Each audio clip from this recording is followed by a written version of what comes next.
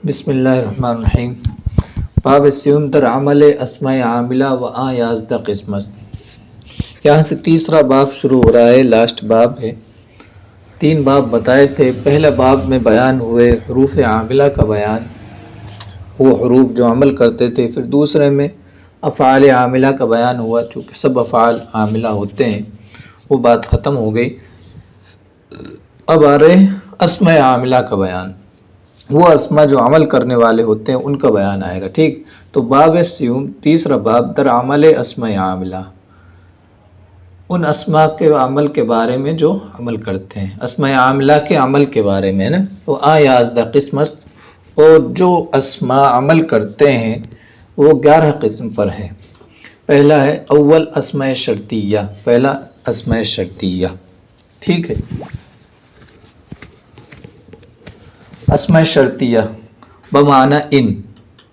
اچھا، اسماء شرطیہ یہ ان کے معنی میں، ان کے معنی کا مطلب کیا ہے کہ ان جو ہم نے پڑھا تھا، ان شرطیہ آتا ہے جو مضارع پہ داخل ہوتا ہے. وہ حروف جو مضارع کو جزم دیتے، اس میں سے ایک تھا ان شرطیہ.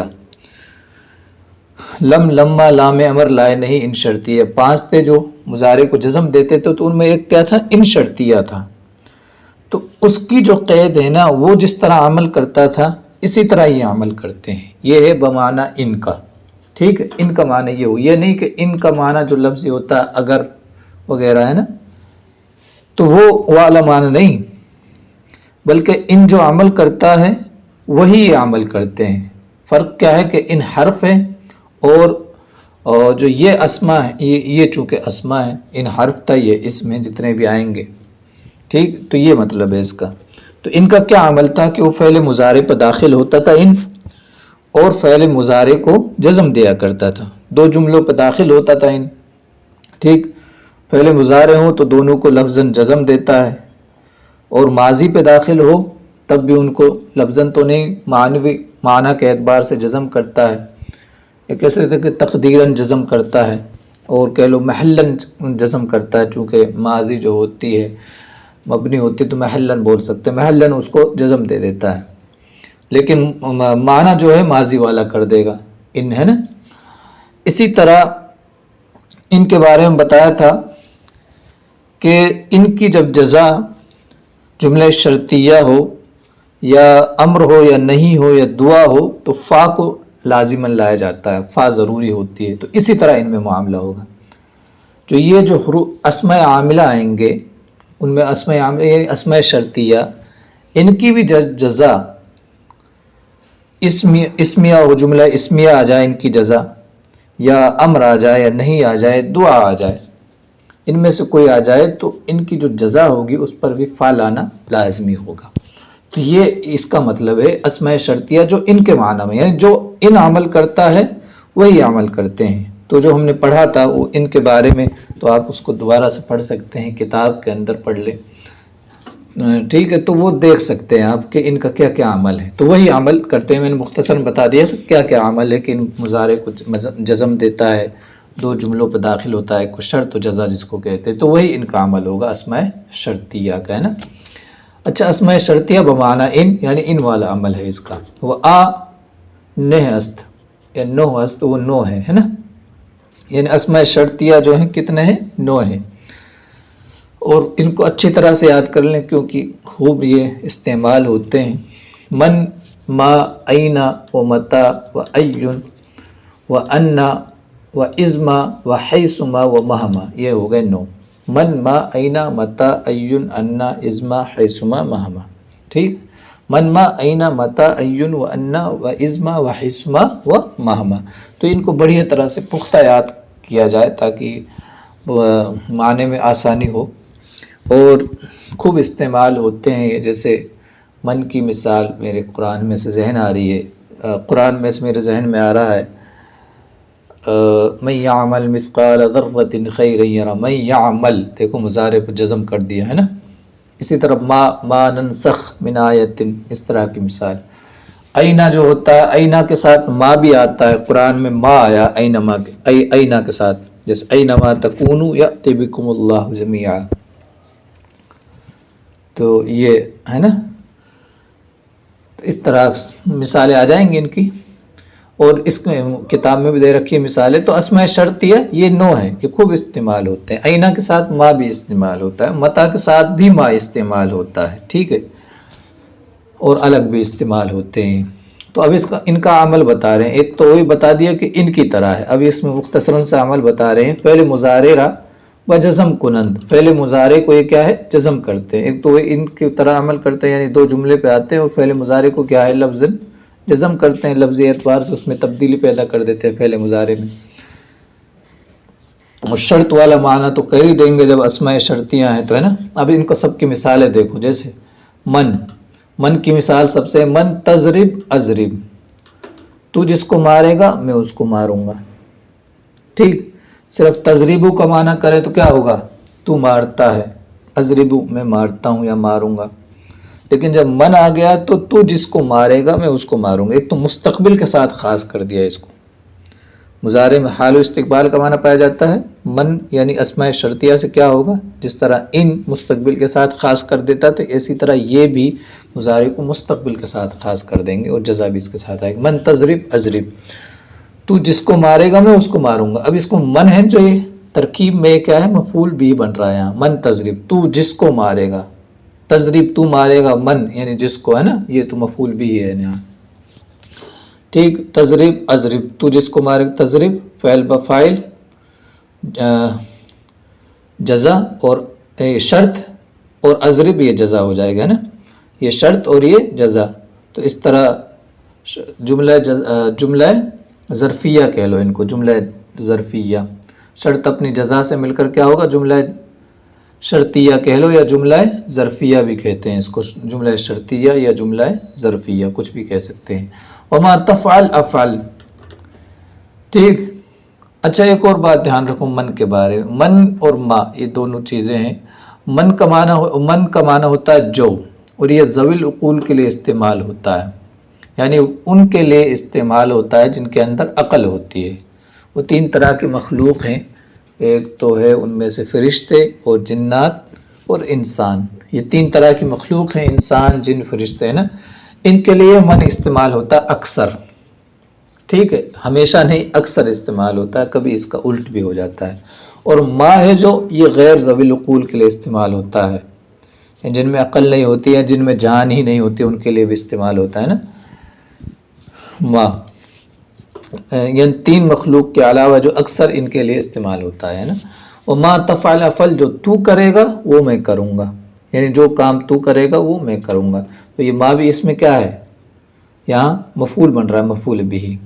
ٹھیک، وہ این تجلس اجلس، جہاں تو بیٹھے گا میں بیٹھوں گا. مطلب کیا، جس جگہ تو بیٹھے گا میں بیٹھوں گا. تو اینا یہاں کیا مفعول فی بن رہا ہے، جگہ کو دلالت کر رہا ہے نا. اینا بتایا تھا جو زمان و مکان پہ دلالت کرے تو کیا ہے، مفعول فی ہوتا ہے. تو اینا جس جگہ، یعنی جگہ پہ دلالت کر رہا ہے، جہاں تو بیٹھے گا میں بیٹھوں گا. متی تقوم اقوم، جب تو کھڑا ہوگا میں کھڑا ہوں گا. اب کیا یہاں متی مفعول فی ہے، یہاں بھی کیا ہے، جب تو وقت والا معنی پایا جا رہا ہے. ٹھیک ہے، وَأَيُّ شَيْءٍ تَأْكُلْ آکل، ایو نہیں بلکہ ایا آئے گا. ٹھیک ہے، ایو نہیں آئے گا. اَيَّ شَيْءٍ تَأْكُلْ آکل، جو تو کھائے گا، جس چیز کو تو کھائے گا میں کھاؤں گا. یہاں بھی مفعول بھی بن رہا ہے، جس چیز کو تو کھائے گا نا. وَأَنَّا تَكْتُبْ أَكْتُبْ، جہاں تو لکھے گا میں لکھوں گا، جس جگہ ہے جہاں، تو وہی کیا ہے، مفعول فی بن رہا ہے یہاں بھی.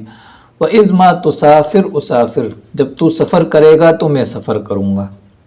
ٹھیک، جس وقت، وہی مفعول فی یہاں بھی. وَحَيْثُ مَا تَقْصِدُ أَقْصِدْ، جس جگہ کا تو ارادہ کرے گا میں ارادہ کروں گا. ٹھیک، وَمَهْمَا تَقْعُدْ أَقْعُدْ، جہاں تو بیٹھے گا وہاں میں بیٹھوں گا. وہی جس جگہ تو بیٹھے گا، سب جگہ کے معنی میں ہیں. حیث ما میں دیکھو یہاں حاشیے میں دے رکھی یہ چیز، ان کا معنی سب کا فارسی میں حاشیہ جو دے رکھا، حیث ما ہر جا، یعنی جس جگہ کہ تو قصد کرے گا، ارادہ کرے گا میں بھی کروں گا. مہما تقعد، جس جگہ تو بیٹھے گا میں بیٹھوں گا.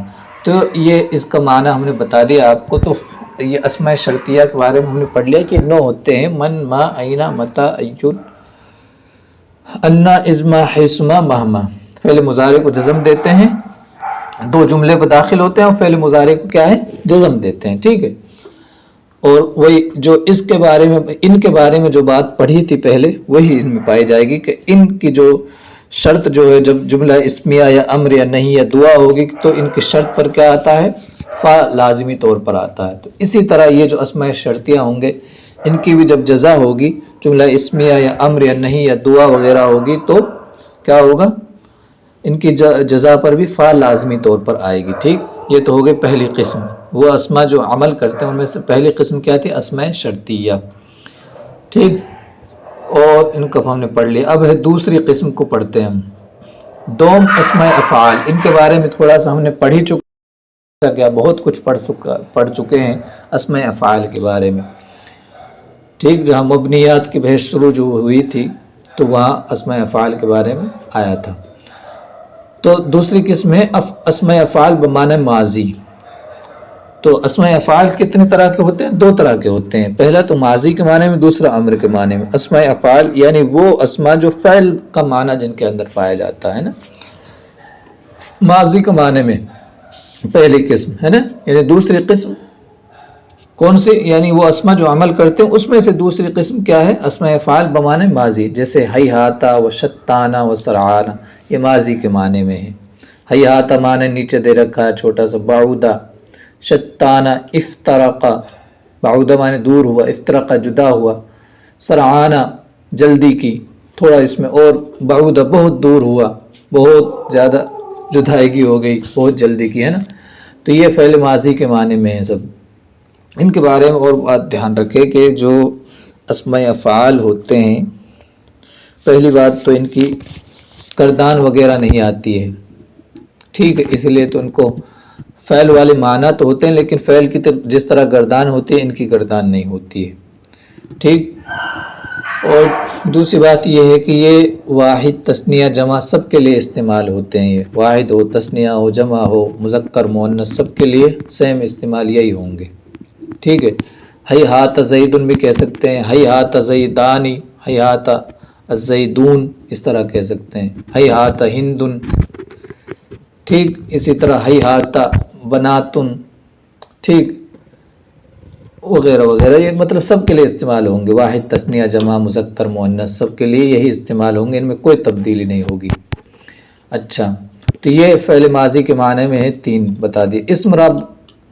اسم را بنا بر فاعلیت برفع کنند. اسم کو فاعلیت کی بنا پر یہ رفع کرتے ہیں. اسم یعنی ان کے بعد جو آئے گا اسم ان کا فاعل بنے گا وہ اور فاعل جو کیا ہوتا ہے مرفوع ہوتا ہے. تو اسم کو یہ فاعلیت کی بنا پر یعنی فاعل ہونے کی وجہ سے رفع کرتے ہیں یہ اسما جو ہیں. جیسے ہیہات یوم العید ای بعودا. یوم العید عید کا دن بہت دور ہو گیا. ٹھیک. او بعودا ترجمہ کر دیا اس کا ای بعودا یعنی عید کا دن بہت دور ہو گیا. مطلب کہ عید کا دن کو تو یار بہت دن ہو گئے اس طرح سے ہے نا. تو یہ دوسری قسم کی وہ اسما جو عمل کرتے ہیں وہ ہے اسماء افعال جو ماضی کے معنی میں ہوتے ہیں. تیسری قسم اب آ رہی ہے سیوم اسماء افعال بمعنی امر حاضر معروف. تیسری قسم وہ اسما جو امر حاضر کے معنی میں ہوتے ہیں وہ ہے نا امر حاضر کے معنی میں ہوتے ہیں یہ بھی عمل کرتے ہیں. دیکھو چون رویدہ و بلہا و حیہل و علیکا و دونکا وہاں مبنی کی جب بات آئی تھی اسماء افعال میں تو وہاں تھوڑے سے دیے تھے یہاں تھوڑے اور زیادہ دے دیے ہیں جو امر حاضر کے معنی میں. رویدہ مہلت دے بلہا چھوڑ دے حیہل لا علیکا کسی چیز کو مطلب ضروری کر لینا علیکا جیسے علیکا سنتی و خلفائے راشدین اس طرح کی حدیث ہے کہ میری سنت اور خلفائے راشدین کی سنت کو لازم پکڑ لو ضروری کر لو اپنے اوپر. تو اس طرح کا معنی ہی پیدا کرتا علیکا. حدیث ہے علیکا بسنتی و خلفائے راشدین او کما قال رسول صلی اللہ علیہ وسلم. تو اس طرح یہ معنی آتا ہے اس کا ضروری کسی چیز کو ضروری کر لینا. ودونکا وہا. ٹھیک. ان کا معنی کیا ہے یعنی پکڑ لینا. علیہ کا معنی وہی مطلب قریب معنی میں کسی چیز کو لازمی کر لینا. ان دونوں کو معنی یہی دونکا اور ہا کا معنی بھی ہے نا. اچھا ان کا کیا عمل ہے اب بتائیں. اسماء افعال جو ماضی کے معنی میں وہ تو فاعلیت کی بنا پر اسم کو رفع کرتے ہیں، اور ابھی ان کا عمل دیکھو جو امر حاضر کے معنی میں اسم را بنسب کنن بنا بر مفعولیت. اسم کو یہ مفعولیت کی بنا پر نصب کرتے ہیں، چونکہ ان کے بعد جو اسم آئے گا یہ تو امر حاضر کے معنی میں، امر حاضر میں پہلے فعل اور فاعل تو ہوتے ہی ہیں، ان کے بعد جو اسم آئے گا وہ کیا ہوگا؟ مفعول ہوگا، اور مفعول منصوب ہوتا ہے، تو اسم کو یہ مفعولیت کی بنا پر نصب کرتے ہیں. جیسے رویدہ زیدن، مطلب کیا؟ امہل ہو، یعنی زید کو تم چھوڑ دو. ٹھیک ہے، تو یہ ہم نے 3 قسمیں پڑھ لی ہیں. وہ اسماء جو عمل کرنے والے ہوتے ہیں اس میں سے ہم نے پڑھا اسماء شروط کا بیان، ٹھیک، اور پھر اسماء افعال جو ماضی کے معنی میں ہیں، اور پھر جو امر حاضر کے معنی میں. اسماء شروط وہ ان کی طرح ان کا عمل ہوتا ہے، جس طرح ان عمل کرتا ہے، جو ان حرف تھا اسی طرح یہ عمل کرتے ہیں. ٹھیک ہے، ان کے ساتھ وہ نو پڑھ لیا ہم نے. چلو جزاک اللہ.